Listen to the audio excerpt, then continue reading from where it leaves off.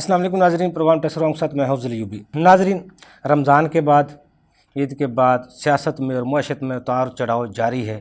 Budget بھی آنے والا ہے۔ یہ بجٹ عوام دوست ہوگا یا عوام دشمن ہوگا؟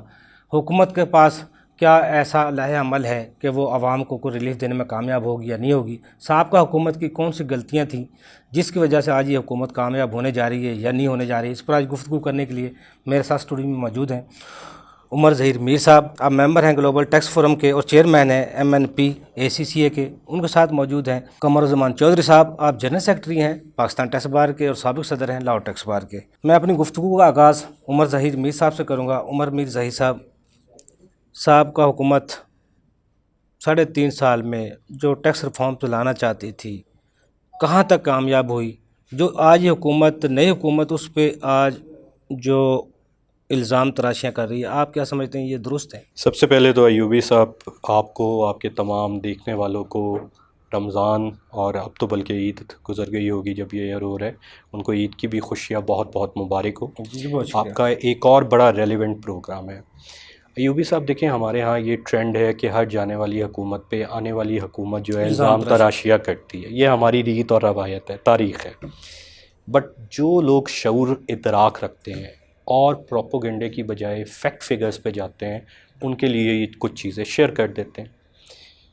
IMF ورلڈ بینک نے کہا ہے کہ پاکستان نے کووڈ کے باوجود 5 سے 6% گروتھ اچیو کر لی تھی اور کر رہا تھا کووڈ کے دوران۔ جی۔ اور آگے 6% کا آگے تخمینہ تھا کہ 6% تک جانا تھا اینڈ آف ٹینیور تک۔ ٹھیک ہے۔ ابھی آتے ہی 2 ہفتے کے دوران وہ تخمینہ 4% پہ آ گیا۔ آٹا، دال، گھی، چینی کون سی چیز ہے جس کی قیمتیں نہیں بڑھی؟ ہمارے موجودہ قابل عزت وزیر خزانہ صاحب مفتاح صاحب فرمایا کرتے تھے 3 ہفتے پہلے تک، مارچ کے اینڈ تک، کہ عوام پہ ظلم ہے پیٹرول 150 کا۔ 2 چیزیں تو ہم آتے ہی کریں گے۔ ایک، پیٹرول 100 روپے لیٹر بیچیں گے، اور اس کے لیے وہ بڑی مضبوط دلیل دیتے تھے۔ وہ کہتے تھے دیکھیں ماضی میں بھی قیمتیں اوپر گئیں، ہم نے تب بھی بیچ کے دکھایا ہے نا، تو یہ ہم آ کے بیچ کے دکھائیں گے۔ جب لوگ انہیں کہتے تھے جی ماضی میں کووڈ نہیں تھا، سپلائی چین کے ایشوز نہیں تھے، وہ کہتے تھے یہ لفاظی ہے، ہم کر کے دکھائیں گے۔ اور دوسرا ڈالر کی قیمت، یہ 2 کام تو ہم آتے ہی کر لیں گے۔ الٹا ہم نے دیکھا ہے کہ آتے ہی ڈالر کی قیمت بھی بڑھی ہے، نہیں آئی تھی نیچے، اور 2-3 دن نیچے آنے کی وقت آئی تھی، شاباشیں بھی وصول کی گئی تھی، اور اس کے بعد کیا ہوا، دوبارہ اوپر گئی۔ اور پیٹرول کے حوالے سے مفتاح صاحب نے فرما دیا کہ قوم اپنے اعصاب تیار رکھے، آپ سب لوگ 180 سے 200 روپے کی تیاری کر لیں، کیونکہ ہمارے پروڈکٹ نہیں ہے، انٹرنیشنل ہے۔ اچھا، اب آ جائیں ریفارمز کے حوالے سے، جہاں 2 طرح کی ریفارمز ہیں، ایک ہمارے ٹیکس آپریٹرز کی اور ایک ہماری میکرو اکنامک معیشت کی۔ جی۔ معیشت کے حوالے سے جو سخت فیصلے تھے، جس کو ہم کہتے ہیں پوائزن پلز، وہ عمران خان کی حکومت نے کیے۔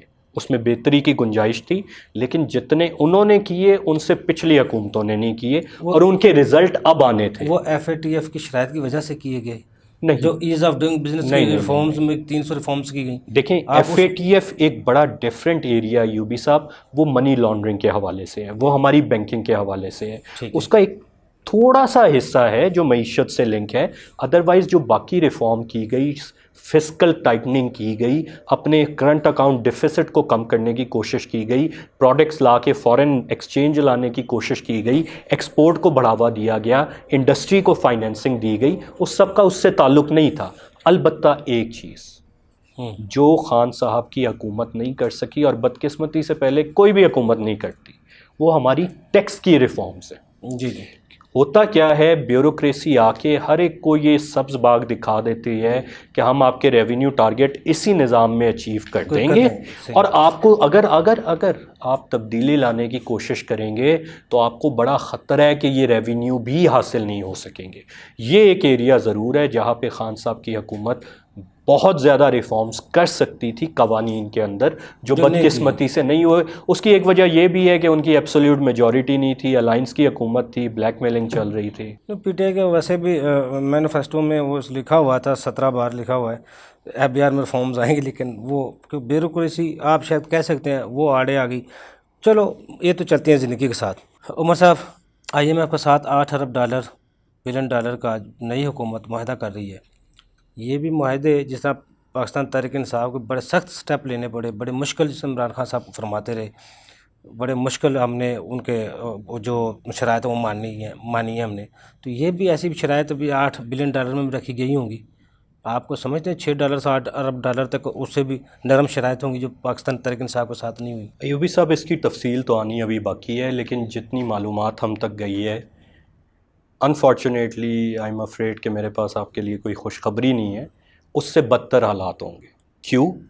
کیونکہ پچھلی حکومت نے کئی چیزیں آئی ایم ایف سے منوا لی تھیں. ٹھیک ہے. دیکھیں نیگوسیشن میں ہوتا کیا ہے، دو لوگ جب آپس میں نیگوشیٹ کر رہے ہیں، کچھ چیزیں ہوتی ہیں ٹیبل پہ کہ یہ ویسے پڑی ہیں، اگلا کہے گا تو اس کے لیے ہم چھوڑ دیں گے. ٹھیک ہے. لیکن اگر آپ مجھ سے بات ہی نہ کریں اور وہ سارا ویسے ہی آپ سجدے میں گر جائیں، جی جی تو آپ جو ڈیل اپنی قوم کے لیے لے سکتے تھے بہتر، آپ نے وہ چھوڑ دی، جی جی بلکہ ایک بدتر ڈیل دی. ابھی جو اطلاعات آئی ہیں وہ یہ ہے کہ آئی ایم ایف نے جو بھی چیز کہی ہے، کسی چیز پہ انہیں کنفرنٹ نہیں کیا گیا، کسی چیز پہ انہیں نہیں کہا گیا کہ دیکھیں عالمی حالات یہ ہیں، منوان ان کی شرائط مانی گئی. میں آپ کو مثال دیتا ہوں، جیسے پیٹرول کے حوالے سے آج کل یہ ایک ڈسکشن چل رہی ہے سابق وزیر خزانہ ترین صاحب اور یہ ہمارے مفتاح صاحب کی، موجودہ وزیر خزانہ ترین صاحب نے پبلکلی یہ شیئر کر دی ہے. انہوں نے کہا مفتاح صاحب دو چیزیں ہیں، آپ ملک کو ریپریزنٹ کر رہے ہیں نا، ہمیں بھی آئی ایم ایف نے کہا تھا، ہم نے آئی ایم ایف کو کہا جتنے برے حالات ہوئے ہیں نا کووڈ کے بعد، ہمیں یہ ریلیف دینا ہے. آپ کو فسکل ڈیفیسٹ کیا ہے، ہم نے باقی جگہوں سے اتنا پیسہ بچا لیا ہے اور وہ بجٹ کے لیے موجود ہے. تو آپ کا تو یہ کلیم تھا، آپ بھی کریں. آپ کے سوال کا جواب دیتے ہوئے آئی ایم ایف کی شرائط اس دفعہ پہلے سے بھی زیادہ سخت ہوں گی اور قوم پہلے سے زیادہ سختی کے لیے تیار ہے. عمر صاحب میں نے جو ماضی میں دیکھا ہے ایسی بھی حکومتیں رہی ہیں، شاید یہ بھی حکومت ہو، وہ نام نہیں لینا چاہتا، وہ سمجھنے والے سمجھ جاتے ہیں، پتہ بھی ہوگا لوگوں کو. بجٹ کو پورا اپنے یہاں سے قرضہ بینکوں سے قرض لے کر بجٹ کو پورا کیا جاتا تھا. ایسے یہ سچ ہے؟ بالکل سچ ہے. تو وہ پھر جو مصنوعی جو ڈالر کی قیمتوں کو رکوائے رکھا، پھر وہ بھی سچ ہوگا؟ بالکل سچ ہے. اچھا اب چیلنج کیا ہوگا پھر حکومت؟ اب سری لنکا آپ نے دیکھا ہے نا، سری لنکا میں کیا ہوا ہے. جی جی سری لنکا میں یہی پالیسیاں فالو ہو رہی تھی جو یہ پچھلی حکومتوں نے کی تھی. عمران خان پہ چاہے آپ لاکھ تنقید کریں، اس کو آپ یہ کریڈٹ ضرور دیں کہ اس نے وہ مشکل فیصلے کیے جو کوئی بھی 3 سے 5 سال کی حکومت نہیں کرتی تھی کہ ہم کیوں یہ سختی اپنے اوپر لیں، 5 سال کے لیے قرضہ لیں، عیاشی سے حکومت کریں اور اپنا وقت گزاریں. لیکن اس کا نقصان ملک اور قوم کو ہے. جتنی آپ ڈیلے کرتے ہیں ان سخت فیصلوں کو، اتنی ان کی قیمت اور تکلیف زیادہ ہے. آپ دیکھیں سری لنکا میں کیا ہو رہا ہے، لوگ بیچارے کھانے کے پیچھے، انہیں کھانے کو نہیں مل رہا، گرین کارڈ فیول نہیں اویلیبل، ملک ڈیفالٹ کر چکا ہوا ہے. گرین پاسپورٹ کے بھی اگر یہاں پر یہ سخت فیصلے نہ لیے جاتے تو شاید آج پاکستان میں اس وقت ہم بھی سری لنکا والے حالات دیکھ رہے ہوتے، اور اللہ نہ کرے کہ ہمیں آگے یہ حالات دیکھنے پڑے. مجھے توقع ہے کہ مفتاح صاحب بہرحال ایک پاکستانی ہیں، وہ اپنے دل میں یہ درد فیل کریں کہ کچھ نہ کچھ ملک اور قوم کے لیے بھی کریں. اچھا عمر صاحب، چلو پاکستانی ہونا تو ایک بڑے گرو کی بات ہے، اگر ہو پاکستانی، شاید میں بھی ہوں. یہ جو اسٹیٹ بینک کا ایک پہلے شور تھا، اس کو بیچ دیا گیا ہے، فروخت کر دیا گیا ہے، عمران خان صاحب نے یہ کر دیا وہ کر دیا، یہ واقعی ایسا ہوا ہے؟ ورلڈ بینک کے ساتھ خود مختار بنایا گیا ہے، بیچا گیا ہے؟ کیا آپ کیا سمجھتے ہیں اس پہ؟ آپ نے ایوبی صاحب پہلے ایک پروگرام کیا تھا، اور مجھے یاد ہے کہ ان دنوں ڈیفرنٹ ہمارے یہ دوست جو اب حکومت میں ہیں، ان کے آپ نے مجھے بیانات کوٹ کیے تھے. اس میں شاید ایک مفتاح کا صاحب کا بھی بیان تھا، کچھ ایسے ہی تھا جو آپ نے الفاظ دہرائے ہیں کہ جی بیچ دیا گیا، خود مختاری گروی رکھ دی گئی. اب مجھے بڑی حیرانی ہوئی ہے کہ وہی مفتاح صاحب کہہ رہے ہیں نہیں اس کو تو ہم چھیڑیں گے بھی نہیں. تو پھر سچ کیا تھا؟ پھر وہ جو تب بولا جا رہا تھا یا جو اب بولا جا رہا ہے؟ مطلب وہ اگر تب وہ گروی رکھنا تھا تو اب وہ خود مختاری کیسے ہو گئی ہے؟ اور اگر اب خود مختاری ہے تو وہ پہلے کیوں نہیں تھی؟ اور اگر پہلے گروی رکھنا تھا تو اب اس کو صحیح کیوں نہیں کیا جا رہا؟ یہ تو ایک انالیسز ہو گیا. لیکن اب میں میرٹ پہ آپ کے سوال کا جواب دیتا ہوں. دیکھیں اس کے 2 حصے ہیں. ایک، اسٹیٹ بینک کا خود مختار ہونا بری بات نہیں ہے، اداروں کو خود مختار ہونا چاہیے. مسئلہ کہاں پہ آتا ہے؟ مسئلہ یہ آتا ہے کہ جو آپ کے پاس ایک سسٹم ہے لوگوں کو وہاں لانے کا، وہ کیا ہے؟ کیا ایک میرٹ بیس سسٹم ہے جہاں پہ بندہ انڈیپینڈنٹلی ملک کے مفاد میں وہاں بیٹھ کے فیصلہ کرے گا، یا وہاں بھی سیاسی بھرتیاں ہوں گی اور وہ اسی دباؤ پہ کرے گا، یا کسی بیرونی ادارے کے دباؤ پہ کرے گا؟ اگر یہ دوسری چیز ہے تو وہ نقصان دہ ہے، اور اگر آپ ایک میرٹ بیس سسٹم لا سکتے ہیں جہاں پہ اگر ایوبی صاحب میرٹ پہ پورا اتر رہے ہیں، ٹیکنیکلی کمپیٹنٹ ہے اور انڈیپینڈنٹلی اس پوزیشن پہ کام کر سکتے ہیں، تو اداروں کے انڈیپینڈنٹ ہونے سے اچھی بات کوئی نہیں۔ عمر صاحب، یہ لوڈ شیڈنگ پہلے تو جب پاکستان تحریک انصاف کی حکومت تھی، جب جیسے بھی تھی، چلو جیسے بھی چل رہا تھا، لوڈ شیڈنگ نہیں تھی۔ اس کے بعد یہ لوڈ شیڈنگ شروع جو ہوئی ہے بجلی کی، آج ہم وہ اتنے پروجیکٹ بند ہو گئے، وہ بند ہو گیا، ایک عذاب سا آ گیا پوری قوم کے اوپر۔ 8 گھنٹے 10 گھنٹے لوڈ شیڈنگ، بعض اوقات جب نیند آتی ہے، جب بتی چلی جاتی ہے۔ کیا واقعی یہ حکومت کے انڈر میں ہوتی ہے یا پھر ویسی کوئی طاقتیں ہیں؟ جس طرح اب عمران خان صاحب کی حکومت نہیں ہے لیکن پاور ان کے پاس ہے، وہ بجلی کو روک سکتے ہیں۔ موجودہ حکومت آ گئی، ان کے پاس پاور نہیں ہے کوئی ایسا سسٹم ہے؟ ہمارے عوام کو جو بار بار پاگل بنایا جاتا ہے یہ ہو گیا وہ ہو گیا، کیا ہے واقعی ایسا ہوتا ہے؟ دیکھیے جی، دو چیزیں، ایک تو سرکاری موقف آپ کو پتہ ہے کہ سرکاری موقف تو یہ ہے کہ جی 28 بجلی گھر خراب اور بند تھے، لیکن پھر سوال وہی اٹھتا ہے جو آپ نے اٹھا دیا، وہ ایک دم بند وہ ایک دن میں خراب ہو گئے، مطلب 31 مارچ تک اگر چیز چل رہی ہے تو 1 اپریل کو کیا ہوا؟ دیکھیں اگر ہم انالیسس کریں نا، ماضی میں ہوتا کیا تھا، ابھی بھی کیا ہو رہا ہے، مہنگا فیول آرڈر ہو رہا ہے، ٹھیک ہے؟ اچھا اب ہم ذرا صرف فیکٹ بول دیتے ہیں، ہم اس پہ کوئی کمنٹری نہیں کرتے، آپ کے ناظرین سمجھ جائیں گے۔ ملک میں ایک دم شدید کرائسس آ جاتا ہے رمضان کے مہینے میں، تباہ کن لوڈ شیڈنگ شروع ہو رہی ہے، ڈیزل بھی نہیں مل رہا کسانوں کو، فصلیں تیار کھڑی ہے، اور ایک نئی حکومت آئی ہے اور وہ سر جوڑ کے وہ کہتی ہے بڑا کرائسس ہے، ہم نے کیا کرنا ہے، وہ پھر اس کا حل نکالتی ہے کہ مہنگا ترین فیول مہنگے ترین ریٹ پہ اس کی شپمنٹ وہ آرڈر کر دیتی ہے، وہ کہتی ہے دیکھا ہم کرائسس سالو کرنے جا رہے ہیں، اور جیسے ہی وہ فیول آئے گا ریلیف قوم کو ملے گا، کوئی کویسچن نہیں کرے گا، لیکن کیا یہ سارا کرائسس اس لیے تو نہیں ہوا کہ ان شپمنٹ کے اندر کئی لوگوں کے کھابے لگنے جا رہے ہیں؟ بات تو سمجھنے والے کے لیے تو بہت ہی، اگر لٹریسی ریٹ ہمارا ملک کا صحیح ہو جائے تو لوگوں کو ویسے بھی بہت سمجھ آ جائے گی۔ اچھا عمر صاحب، ویسے آپس کی بات، ہم جب ٹیکس نظام کی بات کرتے ہیں، ٹیکس قوانین کی بات کرتے ہیں، ملک کی بہتری کے لیے بات کرتے ہیں، جو بھی حکومت آتی ہے دوسرے حکومت پہ بلیم کرتی ہے، وہ یہ کرے گی، وہ کرے گی، وہ کرے گی۔ یہ کنسیپٹ کبھی ختم ہوگا اس ملک سے؟ نہیں، اس کا کوئی حل نہیں ہے۔ یہ تب تک ختم نہیں ہو سکتا جب تک وہ چیز نہیں ہو جو آپ نے کہا ہے، ایک لٹریسی ریٹ آپ کا 100% ہو، دوسرا لوگ ذاتی مفاد کی بجائے ملک کے لیے کہہ رہے ہو، جیسے وہ کینیڈی سے ایسوسیٹ کیا جاتا ہے نا، think not what your country has done for you, think what you have done for your country, مطلب یہ پوچھنے کی بجائے کہ تمہارے ملک نے کیا تمہارے لیے کیا، کبھی یہ بھی پوچھ لو کہ تم نے اپنے ملک اور قوم کے لیے کیا کیا ہے۔ جب تک یہ چیز نہیں ہوگی ایوبی صاحب، جب تک مفاد کے اوپر ہے، تو جس کا جہاں پہ مفاد ہے وہ سچ جھوٹ کو دیکھے بغیر انٹلیکچوئل ڈس آنیسٹی کر کے اپنے آپ کو، اپنے قلم کی طاقت، اپنے نظریات کا ریٹ لگوا کے جس جگہ اس کا مفاد ہے اس کی بات کریں۔ میں دوبارہ آپ کی طرف آتا ہوں سر، بریک کا کہا جا رہا ہے مجھ سے، ناظرین چھوٹا سا کمرشل بریک، ہمارے ساتھ رہیے گا۔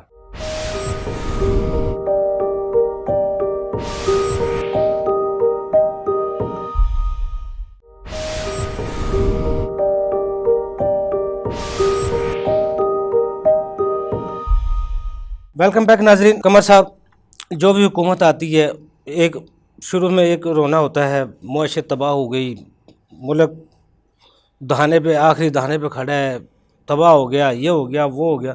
اس میں کہاں تک سچائی ہے؟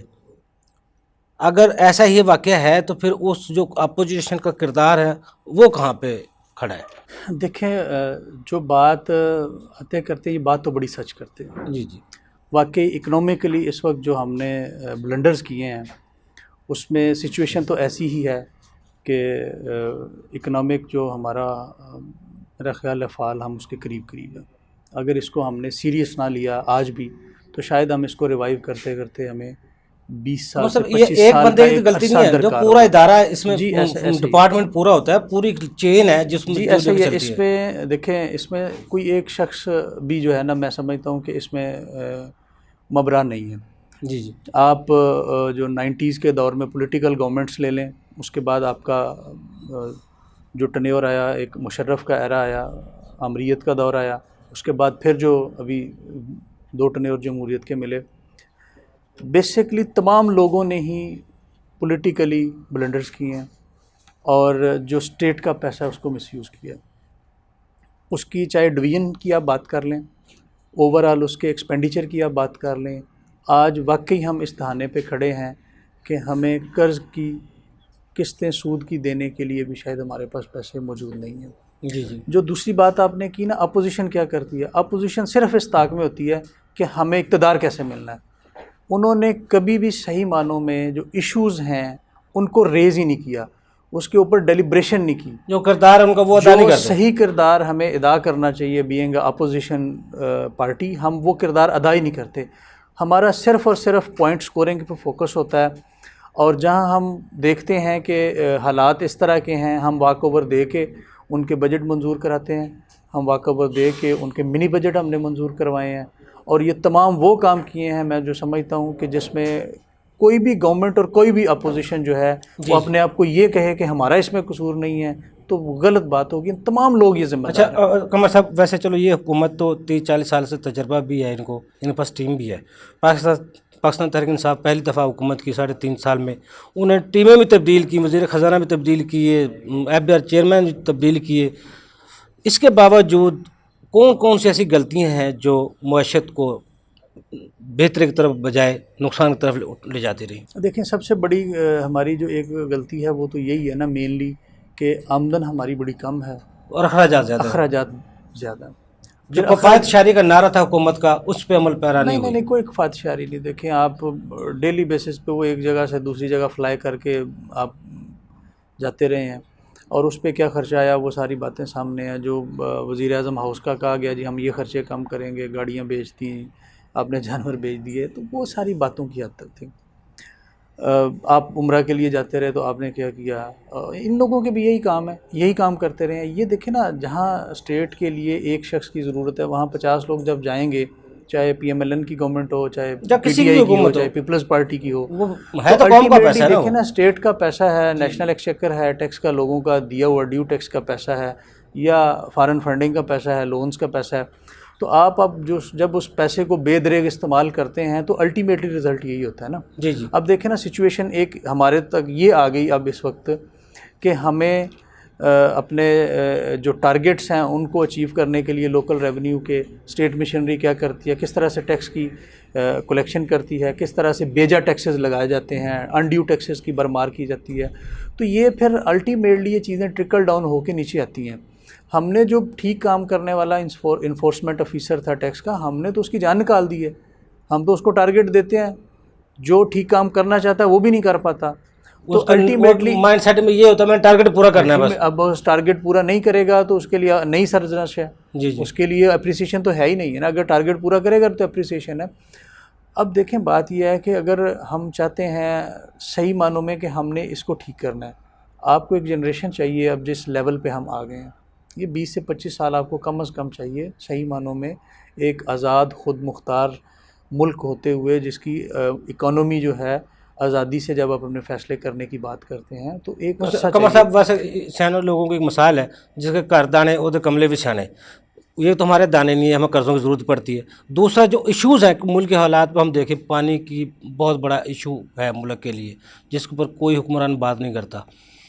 پانی کا ہٹ کے جو ہماری دوسری جو جنگیں تابکاری کی ماحولیات کی ہیں اس پہ بہت بڑے ایشوز ہیں، اس پہ کوئی حکمران کوئی بھی جماعت بات نہیں کرتی.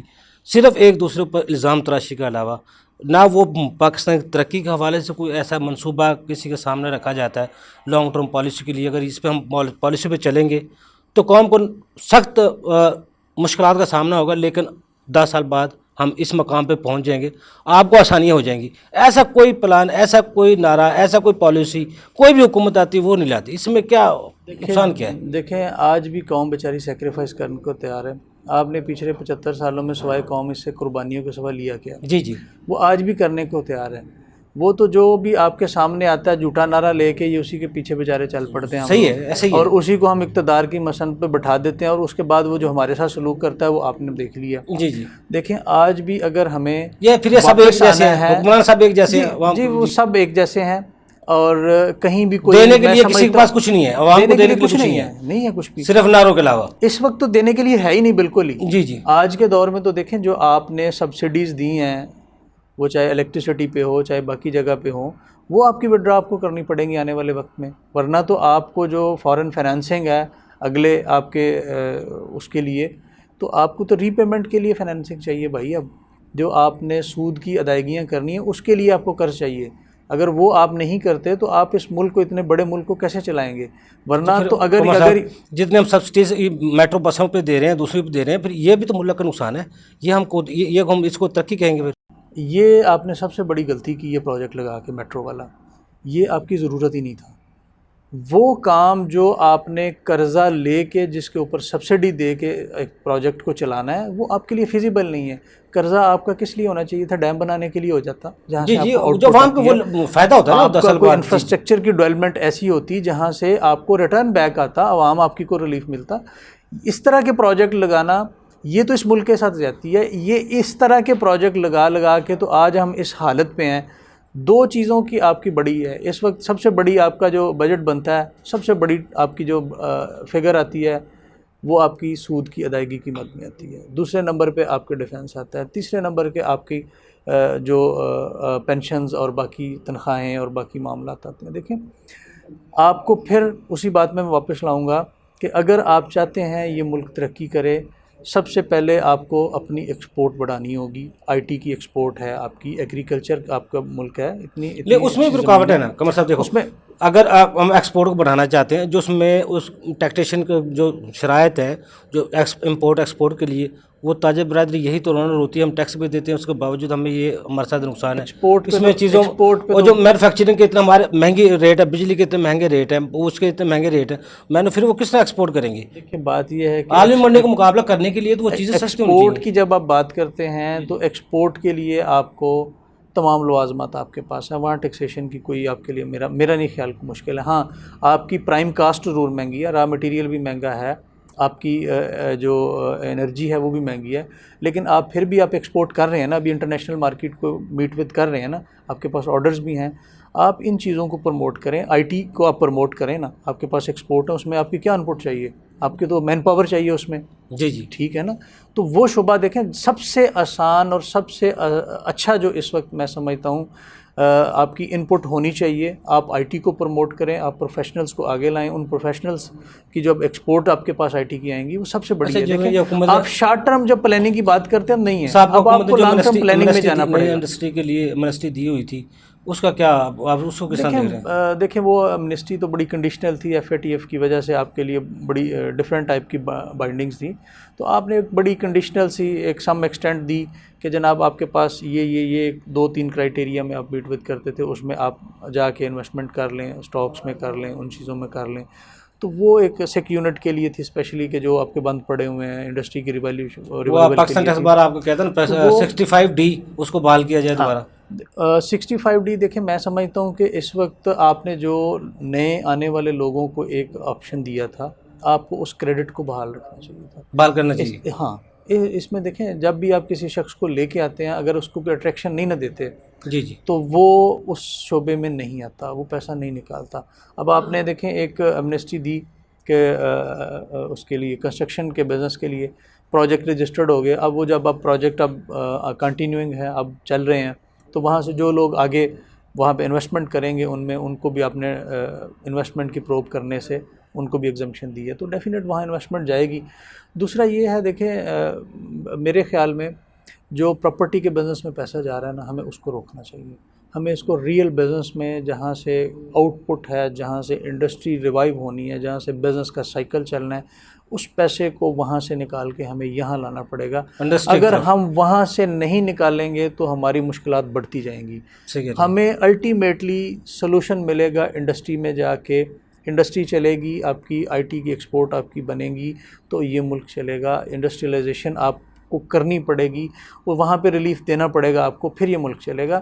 اور دوسری بات یہ ہے، آپ جو بات کرتے ہیں نا کہ آگے آنے والے وقت میں، دیکھیں، آگے آنے والے وقت میں سمجھتا ہوں کہ ہمارے لیے زیادہ مشکل وقت آ رہا ہے. اچھا، وی باکس کی جگہ پہ PSW انہوں نے بنایا، پاکستان ٹیکس بار نے آپ کا وہ سیمینار بھی کیا. وہ اس میں آپ کیا سمجھتے ہیں، کیا ایشوز ہیں؟ جو یہ درست اقدام ہے؟ دیکھیں، میں سمجھتا ہوں یہ سب سے بڑا ایک اچھا کام آپ نے کیا کہ آپ ایک مینول سسٹم سے آئی ٹی کی طرف آئے.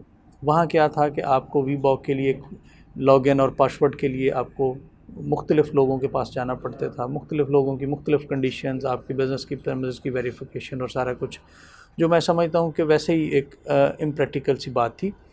پریکٹیکل نہیں تھا، جو ایک بلیک میلنگ کا الگ سے ایک ذریعہ تھا. جی. اور کوئی بھی کسی بندے کو بھی پاسورڈ جو تھا لاگ ان پاسورڈ جو تھا بغیر کسی کو اکاموڈیٹ کیے رشوت کے نہیں ملتا تھا. یہ ایک اچھا سسٹم ہے, ایک اچھا سسٹم لے کے آئے ہیں جہاں آپ کا سارے کا سارا وداؤٹ پرسن کنیکٹیوٹی کے بغیر ہے. اور اس سے بڑھ کے یہ ہے کہ یہ صرف آپ کو جب یہ ایک انٹرفیس نظر آ رہا ہے لاگ ان پاسورڈ کی حد تک وہ نہیں ہے, یہ ایک بڑی جس میں آپ کی بینکنگ بھی شامل ہے, آپ کے بہت سارے ادارے ہیں جن کے ساتھ آپ کی کرسپونڈنس ہے وہ بھی شامل ہے, آپ کی ایکسپورٹ بھی شامل ہے, آپ کی امپورٹ بھی شامل ہے. وہ تمام بزنس کا جو سیٹ اپ ہے آپ کا وہ اس کے اندر آپ کا وہ لے کے آئیں گے. تمام بینکوں کو وہ لنک کر رہے ہیں, انسٹیٹیوشنس کو لنک کر رہے ہیں. آلموسٹ کوئی 55 کے قریب انسٹیٹیوشن تھے, 53 کے قریب کل جو پریزنٹیشن تھی 50 سے زیادہ ادارے اس کے ساتھ جو اس سے میں منسلک کر رہے ہیں اور ایک جگہ پہ تمام یکجا ہوں گے. یہ تمام چیزیں جو ہیں میں سمجھتا ہوں کہ دیکھیں نا, یہ جو میں بات ابھی آپ سے کر رہا تھا کہ آئی ٹی سے ریلیٹڈ اور آئی ٹی کی یوز کی بات کر رہا تھا, یہ دیکھیں ان چیزوں کا ہمیں بینیفٹ لینا چاہیے. اور دیکھیں آپ کی جو ٹائم کی کاسٹ ہے اور پیسے کی کاسٹ ہے وہ بہت ریڈکشن اس میں آتی ہے. سب سے بڑی آپ کے لیے بزنس کی جو ڈاکومنٹیشن کی کاسٹ ہے وہ بہت بڑی ہے پاکستان میں. ڈاکٹر دوسرے ملکوں سے عاصم صاحب جو ایف بی آئی کے چیئرمین بنا دیے گئے, آپ کو دیکھیں لاہور میں رہ کے گئے ہیں, آپ ان سے اچھی طرح جانتے ہیں, آپ کے دوست ہیں. دیکھیں میں بہترین آپ طرح کے امید ہے پروگرام FBR کے میں. توسط سے بھی ان کو ویلکم کرتا ہوں. ہی از ویری پازیٹیو پرسن. پہلے بھی وہ رہے ہیں لاہور میں بھی, ہم اکٹھے کام کرنے کا اتفاق ہوا when I was the president of the Lahore tax bar association. تو میرا خیال ہے کہ مناسب آدمی ہیں اور اچھی پالیسیز لے کے آئیں گے. ان کو بھی, آپ کو بھی پتہ ہے, مجھے بھی پتہ ہے کہ وہ ایک سافٹ ویئر کا جو ہیکنگ ہوئی تھی اس میں ان کو ہیک کیا گیا, حالانکہ میں نہیں سمجھتا کہ وہاں پہ ان کا کوئی ایسا پولیٹیکلی شاید بینکوں کو ڈیٹا ہوتا ہے سب جگہ. لیکن آپ دیکھیں نا کہ آپ کو اپنا ڈیٹا کی سیکیورٹی کرنی ہے نا, آپ کو پہلے بھی تھریٹس آئی, آپ کو چاہیے تھا آپ اپنا ڈیٹا سیکیور کرتے. صحیح کہہ رہے ہیں. یہ تو آئی ٹی کا کام تھا کہ آپ کی جو آئی ٹی کی ٹیم ہے وہ کرتی, ٹھیک ہے نا. اینی ہاؤ ان سے اچھی امید ہے اور میں سمجھتا ہوں کہ ہی ول بی پازیٹیو. مجھے بریک کہا جا رہا ہے ناظرین, یہاں چھوٹا سا کمرشل بریک, ہمارے ساتھ رہیے.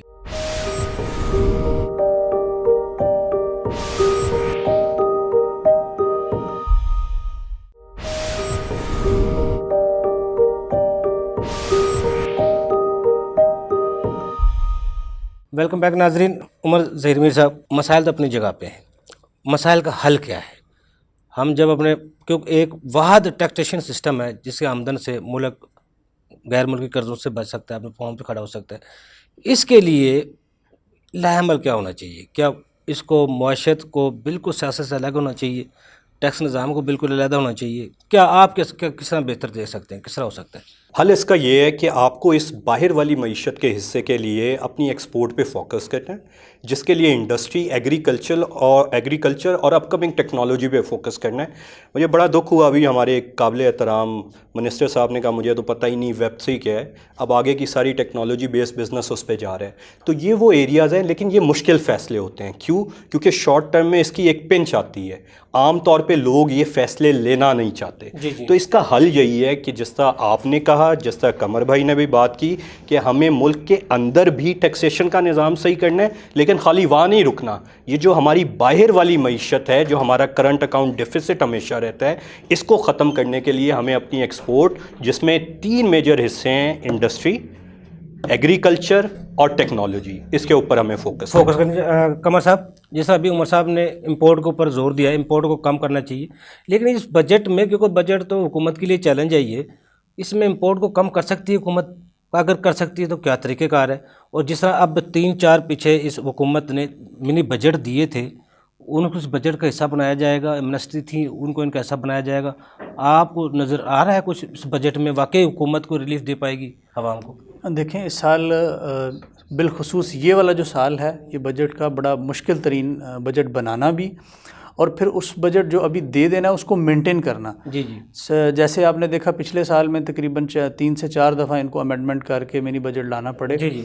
اب اگر انہوں نے لے کے ایک لانگ ٹرم پالیسی کی بیس پہ آئیں گے, اور ابھی جو بظاہر نظر مجھے آتا ہے, چونکہ یہ اگلا الیکشن ایئر ہے, تو یہ شاید اس طرح کا, جس طرح کا ہم سوچتے ہیں بجٹ ہونا چاہیے ملکی مفاد میں, اس طرح کا بجٹ نہ آئے.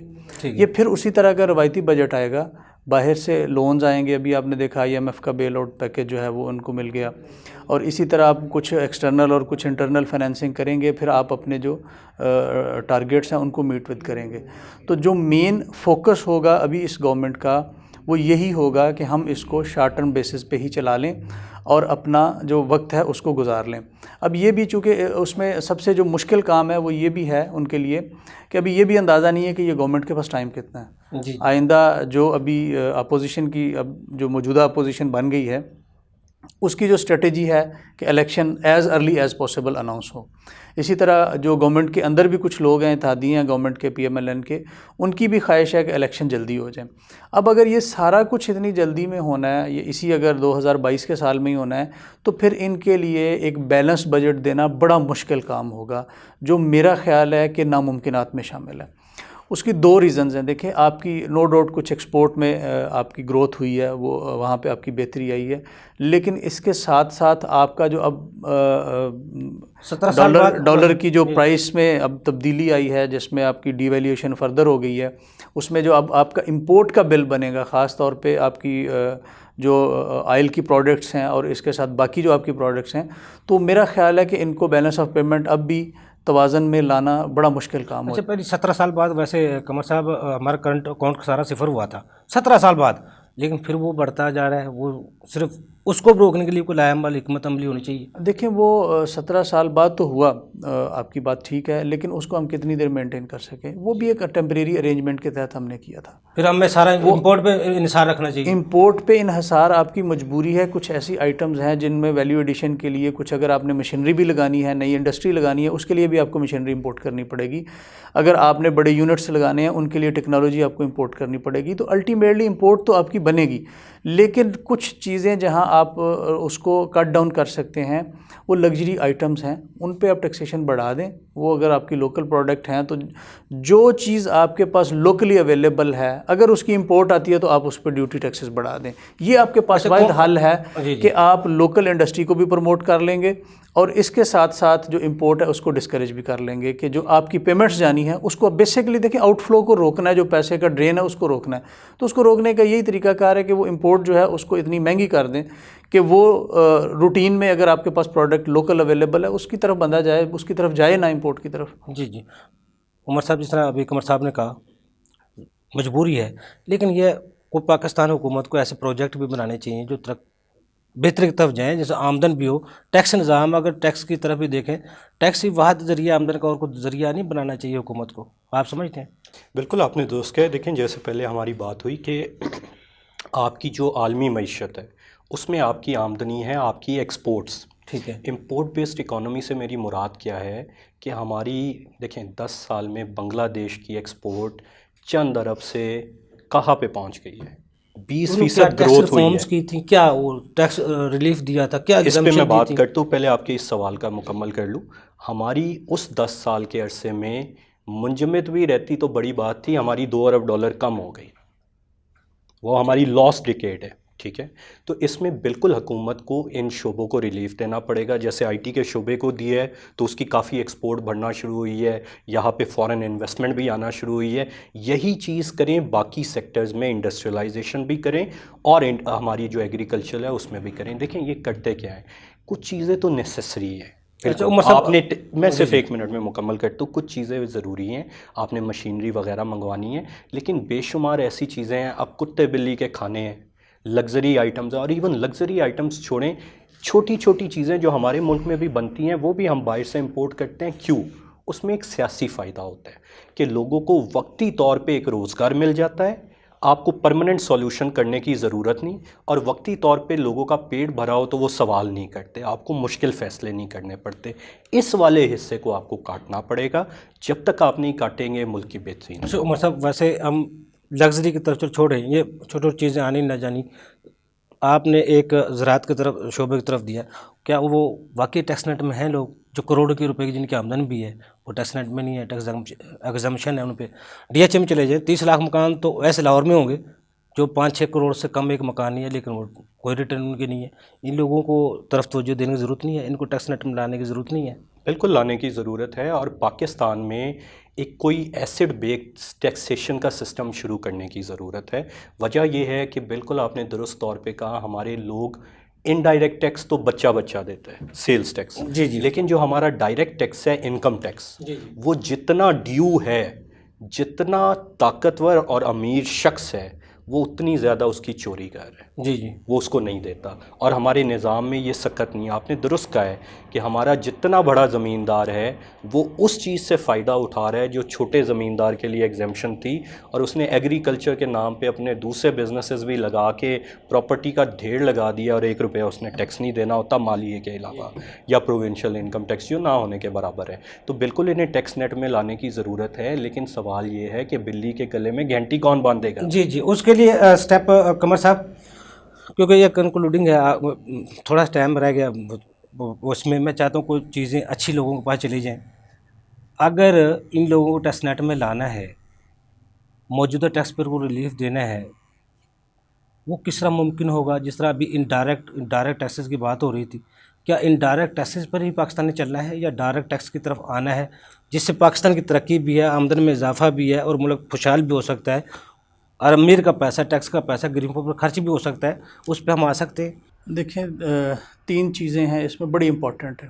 ایک آپ کا روایتی جو بزنس ہے اس کی انکم ہے، اس میں جو آپ کی اس وقت ٹیکس ریٹرنز آپ کے پاس آ رہی ہیں اس سے 4 گنا بڑی کیپیسٹی آپ کے پاس موجود ہے. ڈیٹا آپ کے پاس موجود ہے FBR کے پاس. 2.5 کروڑ ان لوگوں لوگوں کا جی جی ہاں وہ آپ نے ایک فگر کہہ دی، لیکن میرا خیال ہے کہ شاید اتنا نہیں، مور اور لیس کم اس ہوں میں گے. شاید اس طرح کا بھی ہوگا، آپ کا موبائل فون پہ کٹ گیا یہ نہیں کسی شخص سرکاری کا. اعداد و شمار ہے، میں اپنے پاس سے کہہ رہا ہوں، لیکن جو 2.5 کروڑ لوگوں میرے خیال میں جو ان ریئلٹی ہے وہ ان کے پاس 14 سے 15 ملین لوگوں کا پراپر ڈیٹا موجود ہے ڈیٹا بیس میں.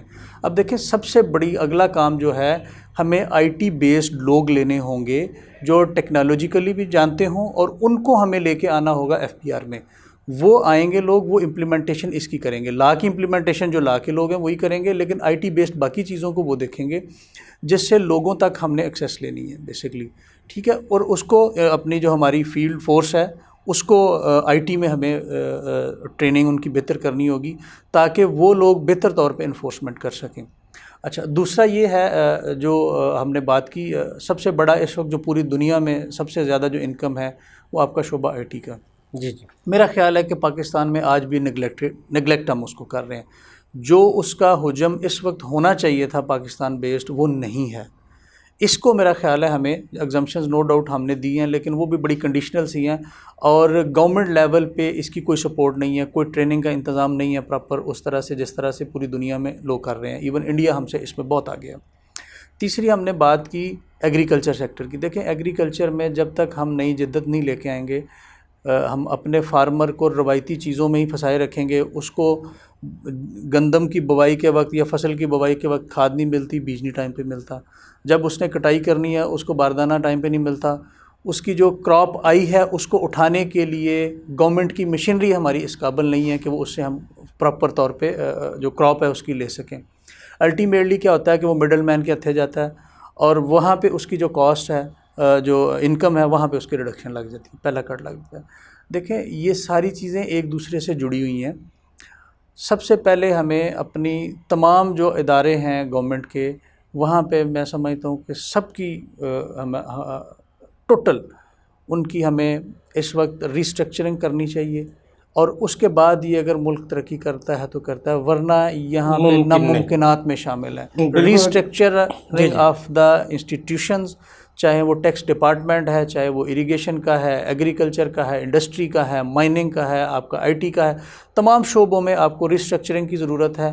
وہ لوگ لے کے آئیں جو اس شعبے کے پروفیشنلز ہیں، ان کو آگے لے کے آئیں. اب دیکھیں ٹیکس کلیکشن کے لیے میرے خیال میں FBR میں جو آپ نے ایک آپ کی ایلیٹ ہے وہ اپنی جگہ ہے، لیکن اگر آپ نے اسیسمنٹ کرنی ہے تو یہاں آپ کو کارپوریٹ کے لوگ چاہیے ہوں گے، یہاں آپ کو اکاؤنٹنٹس چاہیے ہوں گے، پروفیشنلز چاہیے ہوں گے، جو لوگ M.Com کر کے آ رہے ہیں، جو ہائیلی اس شعبے کی ایجوکیشن سے ریلیٹ کرتے ہیں. وہ آپ کو بہتر اسیسمنٹ کر کے دے سکتے ہیں کہ اس شخص کی انکم کتنی ہونی چاہیے، بجائے کہ ایک عام بندہ لے مین جو ہے وہ CSS کر کے آ گیا، یا ادروائز کہیں سے اس نے ایک مقابلے کا امتحان دیا وہ آ گیا، وہ آپ کی انکم اسیس نہیں کر سکتا. دوسری بات یہ ہے، پوری دنیا میں ہم اپنے جو برین ہے اس کو ڈرین کرتے ہیں سول سروس میں لا کے. सिविल सर्विस के लोगों को भाई, जो यहाँ लोग आप टॉप के लेके आते हैं इतने सख्त मेहनत के बाद, आप भाई उनको रिसर्च में लगाएं, आप उनको आईटी के शोबे में लगाएं, आप उनको सपोर्ट करें कि वो बिज़नेस इंडस्ट्री लगाएं, बड़ा काम करें, बजाय उसकी कि आप उसको 1-2 लाख रुपए की तनख्वाह पे ला के इतने बड़े काम पे बैठा देते हैं कि वो आके सारी ज़िंदगी उसी में काम करे। अल्टीमेटली वो क्या करता है, सारी दुनिया को जब देखता है वो करप्शन की तरफ शुरू हो जाता है। तो जो हमारा ब्रेन है असल, आप उसको रिसर्च वर्क पे लगाएं, आप उसको नौकरी के ऊपर ना लगाएं। ये हमारा सबसे बड़ा अलमिया है कि जो हमारे ब्राइट लोग हैं हम उनको बजाय बिज़नेस में लगाएं, उनको रिसर्च वर्क में लगाएं, उनको आईटी के लिए लगाएं, उनको हम एग्रीकल्चर की रिसर्च पे लगाएं कि यार आप काम करें, ये चीज़ों की इन्वेंशन करें। जो पढ़ा लिखा आदमी है आप उसको कहते हैं आप कुर्सी पे बैठ जाएं और एक नौकरी शुरू कर दें। ये सबसे बड़ा इनोवेशन की ज़रूरत है। माइंड को भी हमें चेंज करना पड़ेगा। कमर साहब आपको बहुत शुक्रिया, उमर साहब आपको बहुत शुक्रिया, आपने हमें टाइम दिया। नाजरीन, अगले प्रोग्राम तक के लिए अफजल को इजाज़त दीजिए। अल्लाह हाफ़िज़।